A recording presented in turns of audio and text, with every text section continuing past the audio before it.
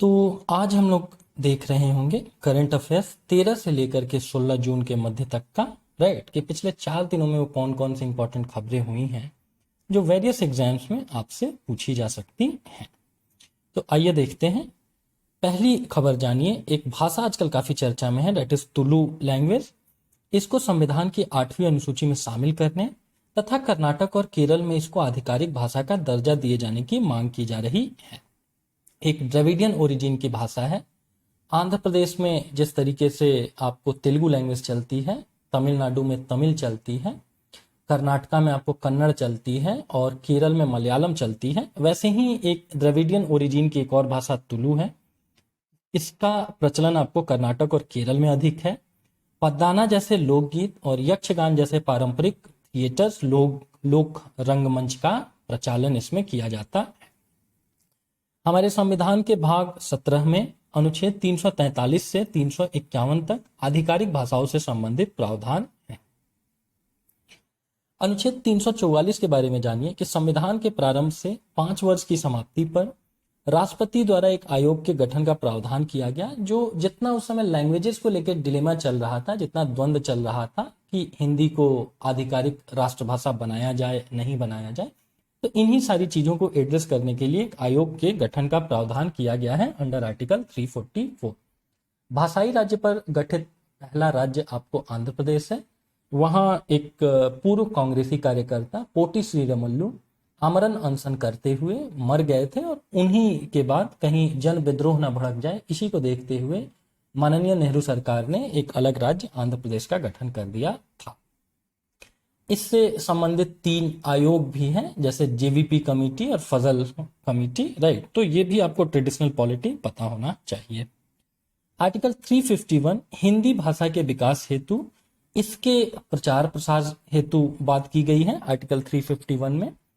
और इसके अतिरिक्त जानिए कि संविधान की 8वीं अनुसूची में असमीज, असमिया, बंगाली, गुजराती, हिंदी, कन्नड़, कश्मीरी, कोंकणी आपको चलती है Maharashtra and parts of Goa में। राइट, मलयालम, मणिपुरी, मराठी, नेपाली, एक नेपाली लैंग्वेज जो कि आपको नेपाल की भाषा है, बिकॉज बहुत सारे नॉर्थ ईस्टर्न स्टेट्स में, वेस्ट बंगाल में, सिक्किम में या उत्तराखंड में भी बहुत सारी जगहों पर इस भाषा के लोग भी पाए जाते हैं। तो नेपाली को भी 8वीं अनुसूची में रखा गया है। उड़िया, पंजाबी, संस्कृत, सिंधी, राइट, तमिल, तेलुगु, उर्दू, बोडो लैंड के डिमांड हमको आपको पता है, बोडो लैंग्वेज आपको चलती है असम में, वहां बोडो लैंड डिमांड किया जाता है। संथाली लैंग्वेज है आपको झारखंड की, संथाल परगना की। मैथिली आपको बिहार की लैंग्वेज है, मैथिली, मगही, भोजपुरी, ये 3 आपको बिहार में चलती हैं। मैथिली के सबसे बड़े कवि का नाम भी जानिए, विद्यापति, जिन्होंने कीर्ति पताका और कीर्ति लता जैसी पुस्तकें लिखी हैं। और डोगरी आपको राजभाषा कहाँ पर चलती है, तो ये कश्मीर की चलती है।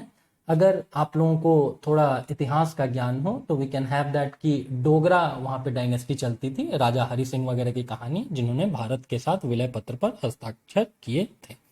तो यही 8वीं अनुसूची में 22 भाषाएं हैं। जैसे मणिपुर, तो ऑब्वियस सी बात है आपको मणिपुरी लैंग्वेज मणिपुर में चलती होगी। जो अलग से जो राज्य के नामों से संबंधित नहीं है उसके बारे में हम लोगों ने देखा, जैसे बोडो, संथाली, मैथिली, डोगरी इत्यादि। राष्ट्रीय खाद्य सुरक्षा अधिनियम 2013 पुनः चर्चा में है, बिकॉज पोस्ट कोविड सिचुएशन, ये जो दूसरी लहर के बाद कैसे हम आप पब्लिक डिस्ट्रीब्यूशन सिस्टम को और इनहेंस करें और मजबूती प्रदान करें, ताकि जो भी डिप्राइव लोग हैं, गरीब लोग हैं, उनको अधिक से खाद्य सहायता मिल सके। तो पहली चीज तो जानिए कि किस ईयर लाया गया, तो 2013 में लाया गया। राइट, इसके अतिरिक्त जानिए कि इसके तहत 75% ग्रामीण आबादी और 50% शहरी आबादी को कवर किया गया था। 5 किलोग्राम प्रति व्यक्ति प्रति माह इसमें अनाज दिया जाता है। और इस पे इतर जो अंत्योदय अन्न योजना, जो अत्यंत निर्धनतम परिवारों के लिए चलती थी, जिसमें 35 किलो प्रति परिवार राशन दिया जाता था, उस योजना को भी इसके तहत ही रख लिया गया।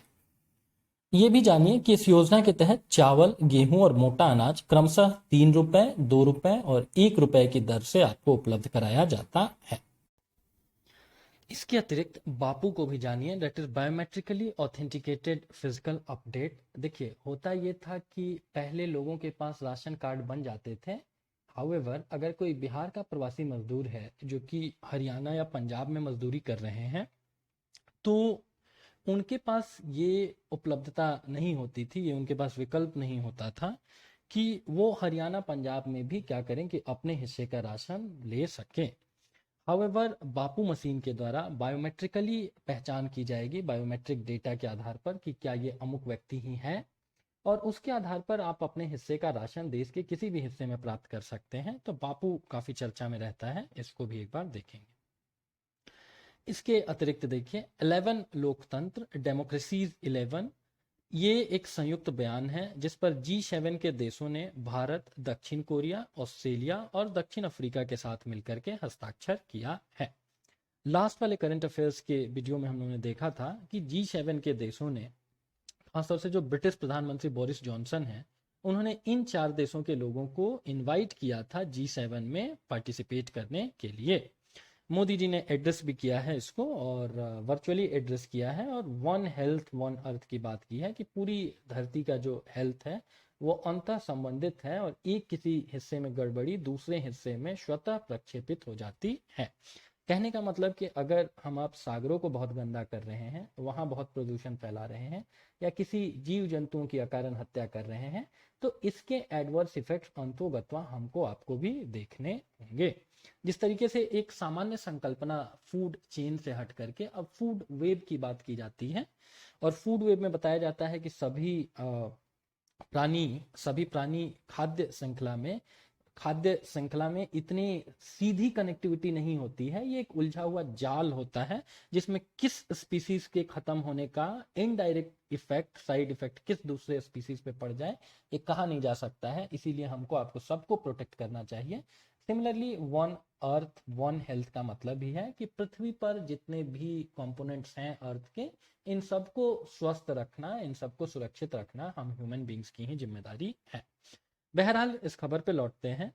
इस 11 लोकतंत्र या डेमोक्रेसीज 11, इस वर्ड को कॉइन करने वाले ब्रिटिश प्रधानमंत्री बोरिस जॉनसन हैं, और अभी हमने आपने देखा है कि ट्विटर से लेकर के व्हाट्सएप, फेसबुक के तमाम दुरुपयोगों की चर्चा आजकल चल रही है, राइट, कि कैसे ट्विटर या फेसबुक या व्हाट्सएप यूनिवर्सिटी के द्वारा बहुत सारी अपुष्ट खबरों को, गलत खबरों को, भ्रामक खबरों को आतंकी गतिविधियों के लिए या किसी की छवि को खराब करने के लिए प्रसारित किया जाता है। तो इस 11 लोकतंत्र ने इसी बात पर विचार विमर्श किया कि साइबर स्पेस लोकतांत्रिक मूल्यों को आगे बढ़ाने का रास्ता बनना चाहिए, न कि उसे नष्ट करने का, और विशेष रूप से दुष्प्रचार या साइबर हमले के प्रति हमको आपको संवेदनशील होने की जरूरत है। और अगर इसके लिए इंटरनेट के सर्टेन हिस्सों पर हमको आपको अगर प्रतिबंध भी लगाना पड़े तो हमको इससे नहीं हिचकना चाहिए। इंटरनेट सूचनाओं के निलंबन से संबंधित भारत के 3 अधिनियम प्राय एग्जाम में पूछते रहते हैं। सूचना प्रौद्योगिकी अधिनियम तो आपको जरूर पता होना चाहिए 2000। इसके अतिरिक्त आपने अगर कोई गलत काम कर रखा है तो आपके ऊपर सीआरपीसी आपराधिक प्रक्रिया संहिता के तहत कार्रवाई की जाएगी। और टेलीग्राफ अधिनियम आपको अंग्रेजों के समय का है, 1885 का, और 1885 वही ईयर है जिस साल भारतीय राष्ट्रीय कांग्रेस की स्थापना बंबई में हुई है। ठीक है, तो ये 3 अधिनियम भी एग्जाम के हिसाब से इंपॉर्टेंट है। इसके अतिरिक्त जानिए कि नाटो शिखर सम्मेलन भी अभी चर्चा में रहा है, क्योंकि हाल फिलहाल में बेल्जियम की राजधानी ब्रुसेल्स में नाटो शिखर सम्मेलन आयोजित किया गया। इसके सभी 30 मित्र राष्ट्रों के नेताओं ने इसमें भाग लिया। इसके जितने भी मेंबर्स हैं उनको मित्र राष्ट्र कहा जाता है, under the leadership of United states of America. America इनका लीडर है, राइट। और टोटल कितने नेशंस हैं तो 30 नेशंस हैं। इसकी स्थापना की गई थी वाशिंगटन संधि के द्वारा, और वाशिंगटन संधि के द्वारा कोल्ड वॉर के दिनों में, शीत युद्ध के दिनों में यूएसएसआर को टैकल करने के लिए, उसके खिलाफ रणनीति को तैयार करने के लिए ये मूलतः पूंजीवादी देशों का एक समूह है। और नॉर्थ अटलांटिक संगठन के नाम में इसीलिए है बिकॉज ये जितने भी इसके संबंधित देश हैं मोर और लेस वो नॉर्थ अटलांटिक ओशन के दोनों तरफ, एक बाएं तरफ और दाएं तरफ आपको फैले हुए हैं। वाशिंगटन संधि 1949 की है। डेट 4 अप्रैल याद करने की जरूरत नहीं है। मुख्यालय इसका ब्रुसेल्स बेल्जियम में है, और वहीं पर इसका शिखर सम्मेलन भी आयोजित किया गया है। और ये भी जानिए कि लास्ट ईयर नॉर्थ मैसेडोनिया, उत्तरी मकदूनिया गठबंधन में शामिल होने वाला सबसे अंतिम देश था। इसके अतिरिक्त जानिए कि Swedish think tank Stockholm International Peace Research Institute, जिसको शॉर्ट में सिप्री कहा जाता है, इसने अपनी ईयर बुक 2021 जारी की है। इसके अनुसार 9 देश ऐसे हैं जो परमाणु हथियार संपन्न हैं, और इनमें आपको अमेरिका, रशिया, ब्रिटेन, फ्रांस और चीन, कहने का मतलब कि यूनाइटेड नेशन की जो सिक्योरिटी काउंसिल है उसके 5 जो परमानेंट मेंबर हैं वो, इसके अतिरिक्त भारत, पाकिस्तान, इजराइल और उत्तर कोरिया। ध्यान देने वाली बात यह है कि ईरान का जो न्यूक्लियर प्रोग्राम है वो काफी चर्चा में रहता है, उसके ऊपर तमाम बंदिशें लगाई गई हैं ताकि वो इनरिच्ड यूरेनियम अपने यहाँ ना बना ले, संवर्धित यूरेनियम ना बना ले, राइट। तो ईरान को आपको सिप्री ने नहीं माना है कि उसके पास अभी कोई न्यूक्लियर वेपन वगैरह नहीं है। ये भी जानिए कि भारत परमाणु हथियार संपन्न देशों के खिलाफ पहले इस्तेमाल न करने की नीति अपनाता है। दैट मीन्स कि हम पहले इस्तेमाल में नहीं लाएंगे अनलेस अनटिल आपकी तरफ से भी न्यूक्लियर वेपन मेरे ऊपर नहीं दागा गया हो। और कोई गैर परमाणु हथियार देश है, बांग्लादेश हो गया, श्रीलंका हो गया, Nepal, Bhutan, just for example, इनके साथ हमारे बहुत अच्छे रिलेशन हैं, इनमें से किसी के ऊपर बॉम्बार्डमेंट की जरूरत नहीं है, राइट। तो कोई छोटे देश जिनके पास न्यूक्लियर वेपन नहीं है उसके साथ हम आप पारंपरिक युद्ध लड़ रहे होंगे, अगर कभी लड़ने की ईश्वर न करे जरूरत पड़े तो जो भी जिनके पास न्यूक्लियर वेपन्स हैं उनके खिलाफ हम पहले इस्तेमाल नहीं करेंगे, नो फर्स्ट यूज पॉलिसी। और जिनके पास परमाणु वेपन्स नहीं है उनके खिलाफ हम उपयोग ही नहीं करेंगे। हाउएवर, लास्ट ईयर आपने देखा होगा कि रक्षा विभाग से कुछ महत्वपूर्ण अधिकारियों ने कहा था, पाकिस्तान के साथ जब हमारे टेंशन चल रही थी, बहुत तनावग्रस्त रिलेशंस चल रहे थे, तो उसमें उन्होंने यही कहा था कि भारत अपनी नो फर्स्ट यूज पॉलिसी के ऊपर विचार कर रहा है और निकट भविष्य में इसको बदला भी जा सकता है। इसमें यह बताया गया है कि 90% से अधिक न्यूक्लियर वेपन्स केवल रशिया और अमेरिका के पास हैं। उसमें भी रशिया 1 नंबर पर आता है, राइट। उसको जानिए कि रशिया के पास सबसे ज्यादा न्यूक्लियर वेपन्स हैं। भारत के पास 156 परमाणु हथियार हैं, जरूर जानिए, और ये 6ठे नंबर पर आता है। ये भी जानिए कि पाकिस्तान के पास लगभग हमारे जितने ही न्यूक्लियर वेपन्स हैं, राइट। और चाइना के पास 300 से कुछ ज्यादा न्यूक्लियर वेपन्स हैं। हालांकि कोई घबराने वाली बात नहीं है, बिकॉज न्यूक्लियर वेपन्स केवल डिटरेंस का काम करते हैं, अवरोधक का काम करते हैं, कि आप अगर मेरे ऊपर चलाएंगे तो हम भी चला रहे होंगे, और अन्यथा हमारा आपका दोनों का जो न्यूक्लियर वेपन्स है वो गोदाम में पड़ा पड़ा सड़ेगा, राइट। तो कोई जखीरा जमा करने की जरूरत नहीं है। अंतोगत्वा इनमें से 1-2 भी चल गए तो मानव जाति का बड़ा विनाश हो सकता है, राइट। तो भारत को इस चीज से चिंता करने की जरूरत नहीं है कि चाइना के पास 300 प्लस है या पाकिस्तान के पास भी हमारे जितना ही है। एक तो चाइनीज सामान वक्त पर पड़ने पर काम आएगा, ये अपने आप में सोचने वाली बात है। हो सकता है वो ट्रिगर दबाते रहें और उनसे कुछ ना हो, राइट। और पाकिस्तान के बारे में बताया गया है कि उसकी नेवी इतनी सशक्त नहीं है। जैसे भारत अपने न्यूक्लियर वेपन्स को कहीं से भी लॉन्च कर सकता है, जमीन से, हवा से, जल से। हाउएवर, जो पाकिस्तानी नेवी है उसकी क्षमताओं के ऊपर सिप्री की इस रिपोर्ट में संशय व्यक्त की गई है। तो 9 देश हैं, उनको ध्यान में रखेंगे। उन 9 देशों में ईरान नहीं है, ये भी जानेंगे। दुनिया में मैक्सिमम न्यूक्लियर वेपन्स आपको रशिया के पास है, ये जानेंगे। And apart from that, India lies on 6th position with approximately 156 nuclear weapons. उसके अगले में जानिए, एलन मस्क से पीछे अब जेफ बेजोस साहब भी नहीं है। पहला तो जानिए कि अमेजन के संस्थापक हैं जेफ बेजोस। इनकी अंतरिक्ष कंपनी का नाम ब्लू ओरिजिन है, और इन्होंने हाल फिलहाल में पर्यटकों को अंतरिक्ष में ले जाने के लिए न्यू सेफर्ड रॉकेट सिस्टम की ऑनलाइन नीलामी शुरू कर दी है। Amazon, Jeff Bezos, blue origin और इनके प्रोग्राम का नाम जो आपको अंतरिक्ष स्पेस टूरिज्म करा रहा होगा, दैट इज न्यू सेफर्ड। ये भी जानिए कि पहली उड़ान ये 20 जुलाई को भरेगा, राइट। और 20 जुलाई खास तौर से इसलिए रखा गया है बिकॉज इसी दिन नील आर्मस्ट्रांग और बज एड्रिन आपको चंद्रमा पर उतरे थे, उसकी 52वीं वर्षगांठ है। ध्यान देने वाली बात यह है कि नील आर्मस्ट्रांग का नाम सबने सुना हुआ है। तो पहले व्यक्ति कौन थे चंद्रमा पर कदम रखने वाले? तो Neil Armstrong. It might be possible, ऐसा हो सकता है कि बज एल्ड्रिन साहब का नाम आप लोगों से एग्जाम में पूछ दिया जाए। प्रोग्राम का नाम न्यू सेफर्ड इसलिए रखा गया है बिकॉज ये अंतरिक्ष में जाने वाले पहले अमेरिकी अंतरिक्ष यात्री थे एलन सेफर्ड। तो न्यू सेफर्ड कहने का मतलब कि हम एक नया इनिशिएटिव ले रहे हैं, किनके जैसा? तो एलन सेफर्ड के जैसा। ये उनकी तस्वीर है बेजोफ साहिब की। इसके अतिरिक्त जानिए एक और शब्द आजकल काफी चर्चा में है, दैट इज क्रेमन लाइन। तो क्रेमन लाइन के बारे में जानिए कि क्रेमन लाइन पृथ्वी के वायुमंडल और बाह्य अंतरिक्ष के बीच एक अंतरराष्ट्रीय स्तर पर मान्यता प्राप्त अंतरिक्ष सीमा है, जिसकी परिभाषा ये गढ़ी गई है कि इसके बियॉन्ड जो वायुमंडल है वो विमानों को उड़ाने में सक्षम नहीं हो पाता है, उनको होल्ड नहीं कर पाता है, और प्राय इसको 83.6 किलोमीटर या 51.9 माइल माना गया है। तो क्रेमर लाइन भी जरूर जानेंगे, बिकॉज ये जेब बोजेब साहेब न्यू सेफर्ड के तहत आपको कोई चंद्रमा या मार्स पर नहीं ले जाने वाले हैं। जस्ट अंतरिक्ष की सीमा जहां से प्रारंभ होती है और हमारा वायुमंडल जहां खत्म होता है, उसी सीमा के पास तक का ये टूर होगा। उसके अतिरिक्त जानिए कि ईयू में चूंकि बासमती चावल का बहुत बड़े पैमाने पर निर्यात किया जाता है, तो इसके ऊपर अपने जीआई को लेकर के भारत और पाकिस्तान आजकल आपस में सींगे भिड़ा रहे हैं। भारत में बासमती राइस मोस्टली पंजाब, हरियाणा, दिल्ली, हिमाचल प्रदेश, उत्तराखंड और पश्चिमी उत्तर प्रदेश और जम्मू कश्मीर के कुछ हिस्सों में ये चावल उगाया जाता है। और भारत में जो जीआई टैगिंग की जाती है उसके लिए अधिनियम आपको 1999 का है, उसको भी जानेंगे। और ये भी जानेंगे कि भारत में जो पहला जीआई टैग दिया गया था वो आपको पश्चिम बंगाल की दार्जिलिंग चाय को दिया गया था इन ईयर 2004 एंड 5। दार्जिलिंग टी जो कि आपको पश्चिम बंगाल की आपको चाय होती है, दार्जिलिंग आपको पश्चिम बंगाल में, तो इसी को पहला जीआई टैग दिया गया था।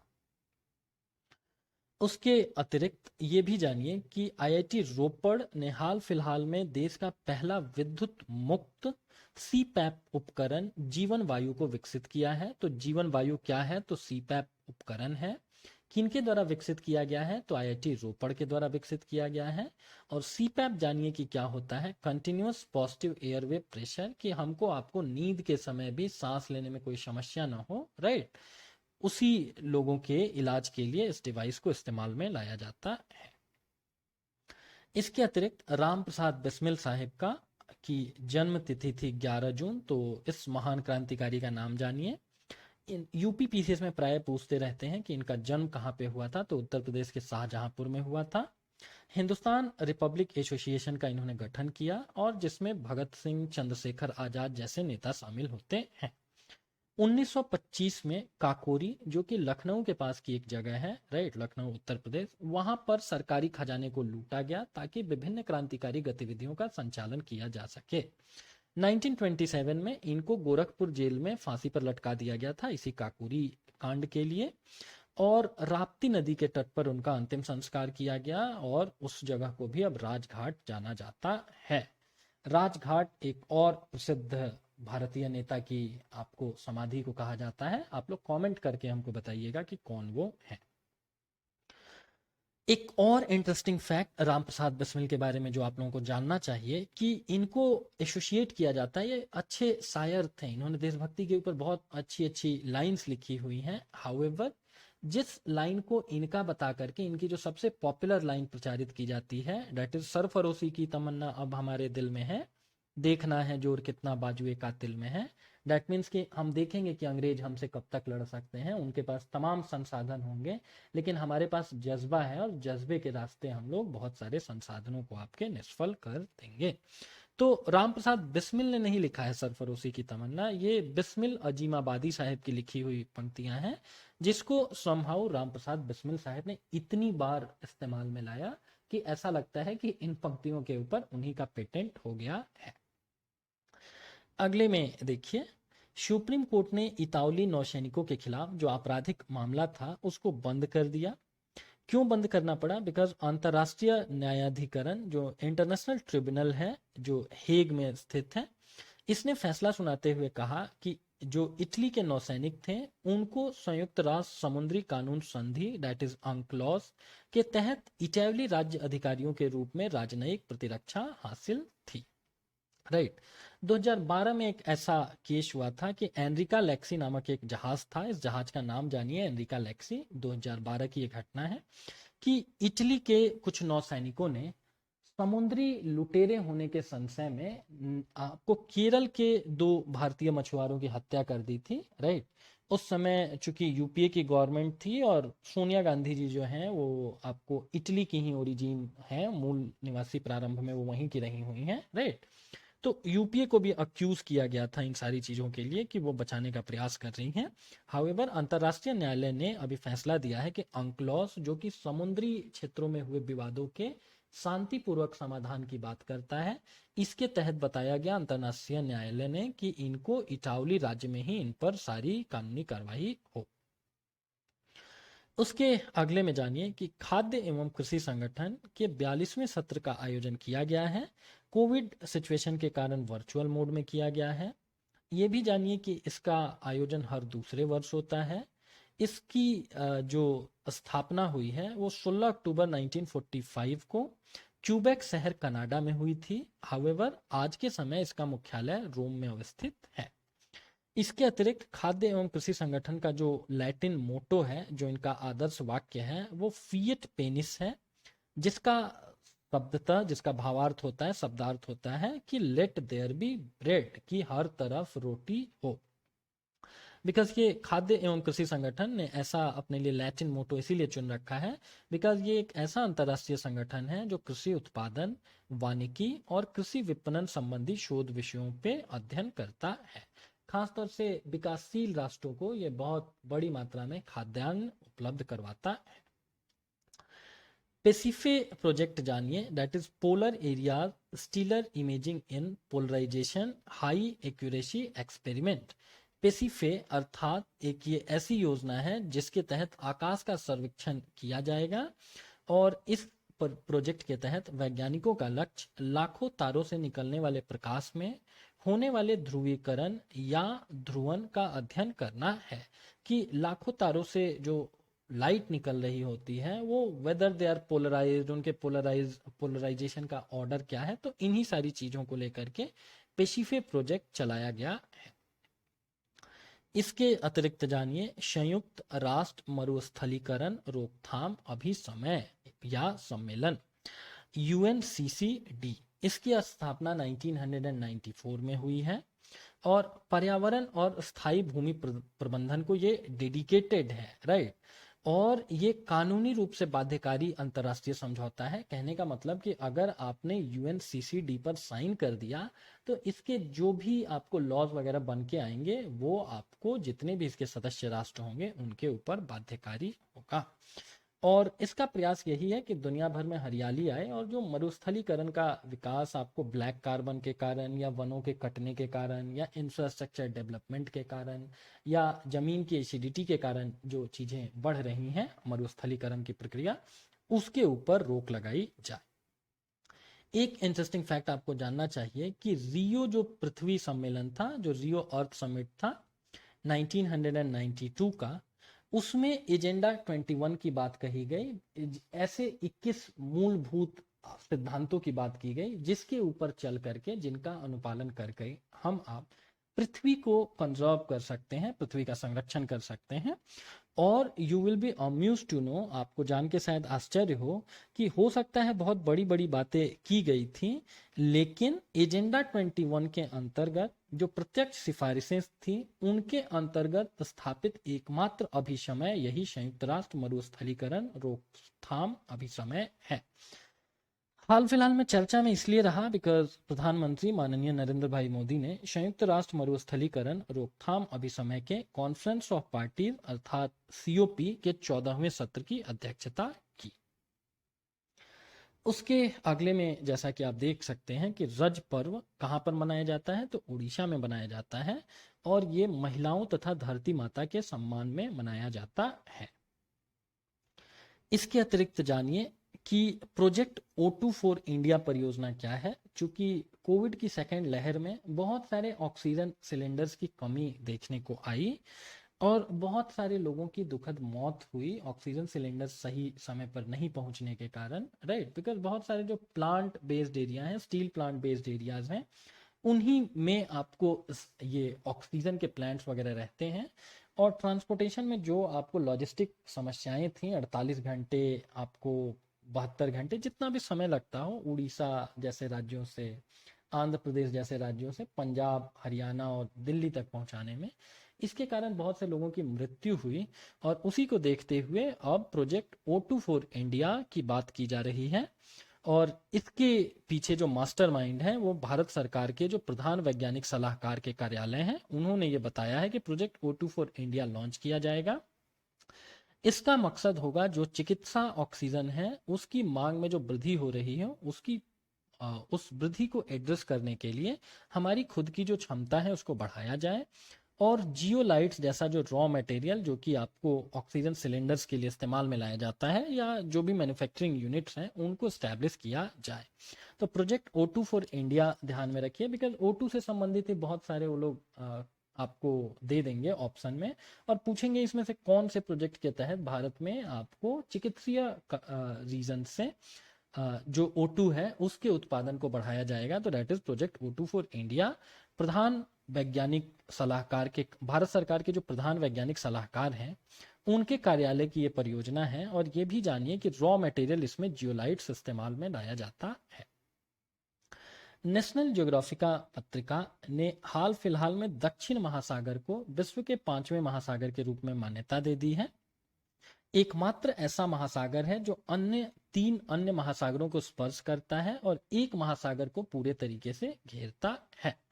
राइट, तो ये हिंद महासागर, अटलांटिक ओशन और पैसिफिक ओशन को ये आपको स्पर्श करता है, और एक महासागर अंटार्कटिका के चारों तरफ अवस्थित है। इसकी उत्तरी सीमा यूजुअली 60 डिग्री दक्षिणी अक्षांश मानी गई है। और अब 5 महासागरों के नाम जैसे कि आप देख सकते हैं, अटलांटिक, आर्कटिक, पैसिफिक, दक्षिणी महासागर। ठीक है, ये भी जानिए कि ये सारे जो महासागर हैं ये आपस में इंटरकनेक्टेड हैं, और विभिन्न समुद्री धाराओं के द्वारा इनमें आपस में एक दूसरे के जल का परिसंचरण होता रहता है। और पृथ्वी की सतह के लगभग 71% हिस्से पर ओशन पाए जाते हैं। और इसमें भी ओशंस बड़ी मात्रा में कहाँ पाए जाते हैं, तो दक्षिणी गोलार्ध में पाए जाते हैं। राइट, और नॉर्दर्न जो अक्षांश है, जो नॉर्दर्न हेमिस्फीयर है, उसमें लैंड इज टू ओशन का रेशियो 40 आपको 60 है। हाउएवर साउदर्न हेमिस्फीयर, दक्षिणी गोलार्ध में ये 20:80 के आसपास है। ये भी जानिए कि धरती पर जितना कुल जल उपलब्ध है उसका लगभग 96.5% यही जो ओशंस हैं स्टोर करके रखते हैं।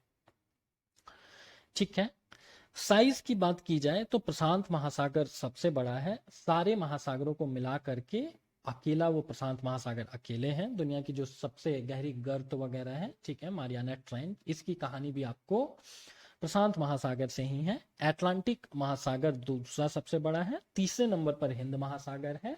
ये भी एग्जाम में पूछते हैं कि कौन सा महासागर है जिसका नाम किसी देश के नाम पर रखा गया है, तो वी शुड फील प्राउड कि आपको हिंद महासागर जो है सो कि वो भारतवर्ष के नाम पर रखा गया है। इसके अतिरिक्त जानिए कि जो वर्ल्ड गिविंग इंडेक्स है ये आपको चैरिटीज एंड फाउंडेशन के द्वारा प्रकाशित किया जाता है। इंडोनेशिया को इसमें आपको सबसे उदार देश बताया गया है, जो बहुत आपको धर्मार्थ कार्यों में संलिप्त होते हैं, और भारत की रैंकिंग इसमें 14वीं। मध्य प्रदेश सरकार ने शुरू किया है युवा शक्ति कोरोना मुक्ति अभियान। किस राज्य की योजना है युवा शक्ति कोरोना मुक्ति अभियान, तो मध्य प्रदेश की है। ये भी जानिए कि इसके तहत जो उच्च एवं तकनीकी शिक्षा के सरकारी महाविद्यालय हैं उनके शिक्षकों एवं लगभग 16 लाख विद्यार्थियों को कोविड अनुकूल व्यवहार एवं टीकाकरण का प्रशिक्षण दिया जाएगा, ताकि इन स्टूडेंट्स के माध्यम से ही बहुत से लोगों में जागरूकता आए। हाल फिलहाल में पुलित्जर पुरस्कारों की घोषणा की गई है, तो इनके बारे में जानिए कि ये अमेरिका का पत्रकारिता के क्षेत्र में सर्वोच्च पुरस्कार होते हैं।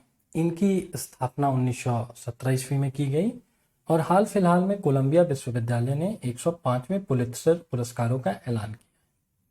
इसमें भारतीय मूल की पत्रकार मेघा राजगोपालचारन को भी आपको अवार्ड दिया गया है।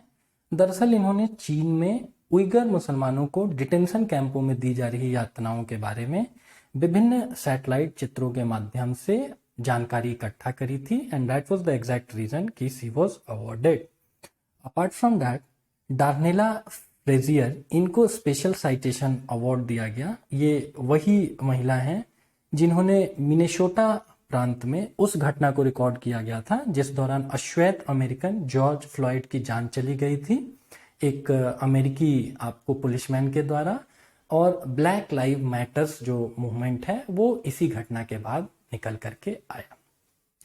भारत के ऐसे ही पत्रकारिता के क्षेत्र में दो आपको जो बहुत अच्छे अवार्ड्स माने जाते हैं, एक तो रामनाथ गोयनका अवार्ड है। ये व्यक्ति 1942 में इन्होंने भारत छोड़ो आंदोलन में महत्वपूर्ण भूमिका अदा की थी पत्रकारिता के क्षेत्र में।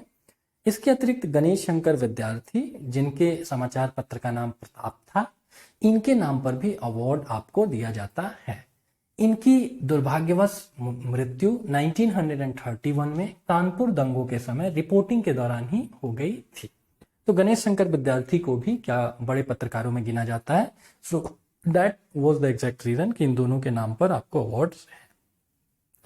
अगले में जानिए कि भागलपुर से जीआई प्रमाणित जर्दालू आम की पहली खेप ब्रिटेन को निर्यात की गई है। भागलपुर से इसको निर्यात किया गया है। और ये भी जानिए कि जर्दालू आम जिसको जीआई टैग मिला हुआ है, ये बिहार भागलपुर से संबंधित है और इसका निर्यात कहाँ किया गया है, तो ब्रिटेन को किया गया है। आजकल पाकिस्तान की मैंगो डिप्लोमेसी भी चर्चा में रही हुई है। बहुत सारे राष्ट्रों के साथ अपने संबंधों को सुधारने के लिए पाकिस्तान ने टोकरे टोकरे आम भिजवाए हैं। हाउएवर इस कोविड सिचुएशन में और पाकिस्तान के क्रेडेंशियल्स को देखते हुए बहुतों ने ये आम भी स्वीकार नहीं किए हैं। पता चला कि आम बोल करके भिजवाए जा रहे हैं और अंदर से हैंड ग्रेनेड निकल आए। इसके अतिरिक्त जानिए फर्मीना क्या है। तो ये गूगल जो कंपनी है, ये अमेरिका से लेकर के उराग्वे को जोड़ने वाली दुनिया की सबसे लंबी समुद्री केबल बनाने की तैयारी कर रहा है और इन्हीं समुद्री केबल्स को फर्मीना कहा जाता है। और इन केबल के बिछा देने के बाद इंटरनेट कनेक्टिविटी में आपको नॉर्थ अमेरिका और साउथ अमेरिका में आश्चर्यजनक इजाफा होगा। देख सकते हैं आप कि उराग्वे से लेकर के ये आपको यूनाइटेड स्टेट्स ऑफ अमेरिका तक है। चित्रों को देखने से एक चीज और क्लियरिटी होती है कि ये केबल आपको कहाँ बिछाए जा रहे हैं। ये कोई पैसिफिक ओशन में नहीं बिछाए जा रहे हैं, अपितु इनका निर्माण किया जा रहा है आपको अटलांटिक ओशन में। ये भी जानिए कि संयुक्त राष्ट्र महासभा ने व्यापार और विकास पर संयुक्त राष्ट्र सम्मेलन दैट इज अंकटाड के अध्यक्ष पद के लिए रेबेका ग्रीनस्पैन के नामांकन को मंजूरी दी है। और ये आपको कोस्टा रिका की अर्थशास्त्री हैं। ये भी जानिए कि ये संगठन अंकटाड आपको जिनेवा में अवस्थित है और अंकटाड को 1964 में स्टैब्लिश किया गया था, जो व्यापार और विकास से संबंधित मामलों पर यूएन की मदद करता है। विश्व के नंबर 1 टेनिस खिलाड़ी नोवाक जोकोविच, ये आपको सर्बिया के हैं, पता होगा आप लोगों को। इन्होंने ग्रीस के स्टेफानोस सितसिपास को हरा करके फ्रेंच ओपन जीत लिया है। ठीक है, आजकल जितने भी ग्रैंड स्लैम्स हैं, फ्रेंच ओपन, आपको यूएस ओपन या विंबलडन, ठीक है, इनमें अधिकतम में आजकल नोवाक जोकोविच साहब भी जीत रहे होते हैं और इनके करियर का ये 19वां ग्रैंड स्लैम है। इसके अतिरिक्त ये पहले ऐसे खिलाड़ी बनते हैं जो चारों इंपॉर्टेंट ग्रैंड स्लैम को 2-2 बार जिन्होंने जीत रखा हो। ठीक है, बिकॉज जो फ्रेंच ओपन है ना, उसके ऊपर ट्रेडिशनली आपको राफेल नडाल का कब्जा होता था, बहुत साल उन्होंने जीता है इसको। तो इस बार इसको जीतने का काम आपको किन्होंने किया है, तो जोकोविच ने किया है। सर्बिया के रहने वाले हैं, ये भी जानेंगे। सिमिलरली फ्रेंच ओपन में सिंगल्स जो विमेन सिंगल का खिताब है वो किन्होंने जीता है, तो बारबोरा क्रेजिकोवा ने जीता है। ये चेक गणराज्य की हैं, राइट। और साथ साथ इन्होंने डबल्स की ट्रॉफी भी जीती है। ग्रैंड स्लैम का इतिहास की अगर बात की जाए तो रॉजर फेडरर जो स्विट्जरलैंड के खिलाड़ी हैं, इन्होंने अधिकतम 20 बार इसे जीता है। रोजर फेडरर के अतिरिक्त राफेल नडाल जो स्पेन के हैं, उन्होंने भी 20 बार ही जीता है और जोकोविच साहब 19 ग्रैंड स्लैम तक आ रखे हैं।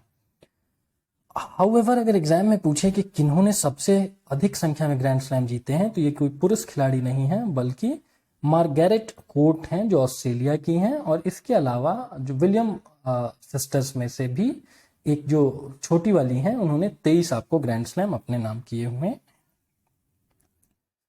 वर्ल्ड ब्लड डोनेशन डे 14 जून को मनाया गया। विश्व स्वास्थ्य संगठन ही मना रहा होगा ऑब्वियसली, राइट। 2004 में ये इनिशिएटिव शुरू किया गया था ताकि लोग फ्रीली पार्टिसिपेट करें इस कैंपेन में।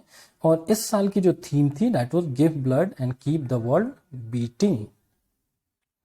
मंगोलिया के जो पूर्व प्रधानमंत्री रहे हैं उखना खुरेलसुख, ये अभी हाल फिलहाल में अपने देश के छठे राष्ट्रपति बनाए गए हैं। इसके अतिरिक्त अमर्त्य सेन साहब ने एक बुक लिखी है जो कि नोबेल प्राइज विनर रहे हैं कि home in the world a memory. ठीक है, तो ये अमर्त्य सेन साहब की बुक है, इसको देखेंगे।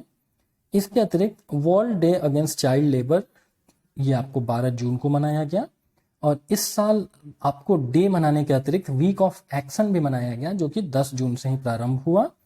कैलाश सत्यार्थी का बचपन बचाओ आंदोलन जो है वो आपको चाइल्ड लेबर की उन्मुक्ति को लेकर के बहुत एंथुजियास्टिकली काम करता है। इसके अतिरिक्त बाल श्रम से विमुक्ति के लिए आपको हमारे कॉन्स्टिट्यूशन में article 24 is there that we should know. और ये भी जानिए कि इस साल आपको चाइल्ड लेबर डे की विमुक्ति के लिए जो आपको कार्यक्रम आयोजित किए गए उसकी थीम थी act now and and child labour. इसके अतिरिक्त जानिए कि नमस्ते योग मोबाइल ऐप आपको आयुष मंत्रालय ने लॉन्च किया है। और आयुष मंत्रालय के तहत आपको आयुर्वेदा, योगा एंड नेचुरोपैथी, यूनानी, सिद्धा एंड होम्योपैथिक नामक चिकित्सा पद्धतियां आती हैं। तो ये वो ट्रेडिशनल चिकित्सा पद्धतियां हैं जिनके इस्तेमाल से आपको ट्रेडिशनली लोग स्वस्थ रहा करते थे। जैसे आयुर्वेदा का मानना है कि इतनी अच्छी लाइफस्टाइल को प्रैक्टिस करिए कि कभी आपको बीमारियां हो ही ना, राइट। जैसे आप लोगों ने सुना होगा कि अंग्रेजी दवाएं केवल सिम्टम्स का उपचार करती हैं, राइट, जो मूल कारण है जिसके कारण फीवर आ रहा है उसका उपचार नहीं करती हैं। सिमिलरली आयुर्वेदा बतलाता है कि इतनी अच्छी लाइफस्टाइल आप जियो कि आपको बहुत बीमारियां हो ही ना। और होम्योपैथिक जो कि आप लोगों ने देखा होगा कि गोलियों के साथ साथ वो अल्कोहल भी मिक्स करके देते हैं, उनका मूल मंत्र है जहर ही जहर को काटता है। कि आपके बॉडी में अगर कोई टॉक्सिक मटेरियल जनरेट कर रहा है जिसके कारण आपको कोई डिजीज वगैरह हो रही है तो उसको एक अनदर केमिकल से ही, एक अलग टॉक्सिक मटेरियल से ही खत्म किया जा सकता है। इसके अतिरिक्त तेलंगाना का मेडिसिन्स फ्रॉम स्काई प्रोजेक्ट काफी चर्चा में है। तेलंगाना दरअसल ऐसा पहला राज्य बना है जो इस कोविड सिचुएशन को देखते हुए ड्रोन फ्लाइट्स के जरिए वैक्सीन और दूसरे एसेंशियल की डिलीवरी करेगा। तो चूंकि मेडिसिन्स ज़्यादा इंपॉर्टेंट होती हैं, राइट, बाकी चीज़ें तो 1-2 दिन लेट से भी मिले तो चलेंगी, तो दैट्स प्रोबेबली रीज़न कि इसका नाम मेडिसिन्स फ्रॉम स्काई रखा गया है। और ये आपको दवाइयों और अन्य वस्तुओं की आपको ड्रोन डिलीवरी से संबंधित है। राज्य का नाम याद रखेंगे तेलंगाना।